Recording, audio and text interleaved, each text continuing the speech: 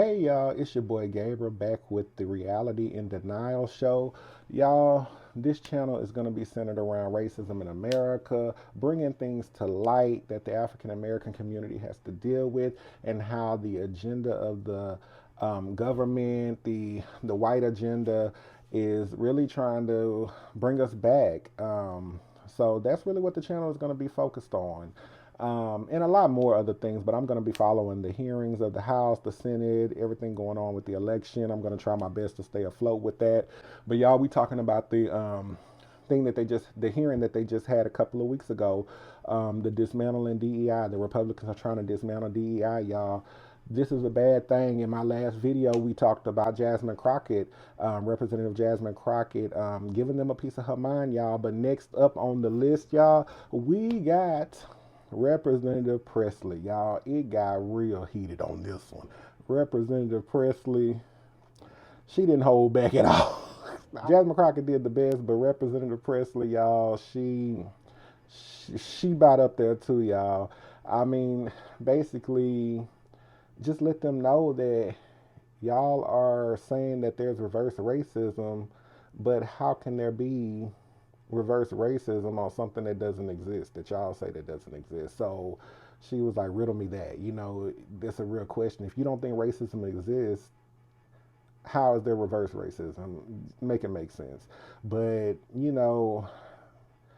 lot of the times they try to take our words, our activists and our leaders and stuff. They try to take the words and misquote them or misrepresent them or misuse them to portray a narrative that they want everybody to hear or believe. And she let them know, when it comes to Dr. Martin Luther King, she let them know, keep his name out your mouth and stop misusing his words. His family, his kids, they've asked you not to do that, and I mean, she was very real about that. She just gave them a piece of her mind. So I loved it. And of course, there was some rebuttal by, I don't know if that man named, look, I don't even need to know, but I think that man name was Representative Hughes or something. I don't know. Something out of Louisiana. Ooh, he got on my everlasting nerves, y'all. Oh, he need to go on here to stay in Louisiana. He don't need to get reelected, y'all, because he just basically was talking about he gonna quote whoever the heck he wanna quote. Now, okay, you at a hearing, I see where you at. Okay, why you feeling comfortable to say that? But okay, so yeah, Representative Pressley, y'all, I love her. I mean, she's not scared to go toe to toe with them. And y'all, we're gonna get right into the video. Y'all check it out. This bill titled the Dismantling DEI Act is an utter disgrace. Having sat and read the text in preparation for today's markup, I have yet another example to tell my constituents about the unserious work of the Republican Party. Now, I'll work with anyone serious about progress who wants to center the people who call this country home. This isn't it. The Committee on Oversight has the broadest jurisdiction in the entire House of Representatives to investigate any topic it chooses, but we are debating legislation that denies the sky is blue, water is wet, and racism is real.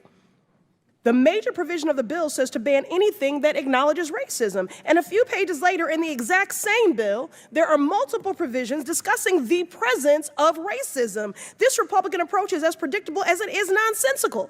On one hand, they're saying that racism does not exist. On the other hand, they are saying there is rampant reverse racism. Well, how do you reverse something that never existed in the first place? Riddle me that. While this Republican policy may have a new name, it's the same old tired game. Look, y'all are entitled to your opinions, but not a denial of the facts. Do you all know your history? Do you know American history? The original Constitution counted enslaved individuals as 3/5 of a person. During World War II, the federal government forcibly relocated and incarcerated 110,000 Japanese Americans. The FHA practiced redlining in the 1930s and 60s to deny mortgages to Black Americans, which is why we have a racial wealth gap today.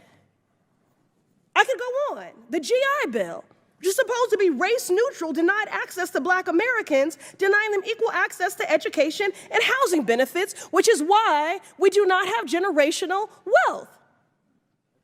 Don't talk to me about merit when those black servicemen fought for our freedoms.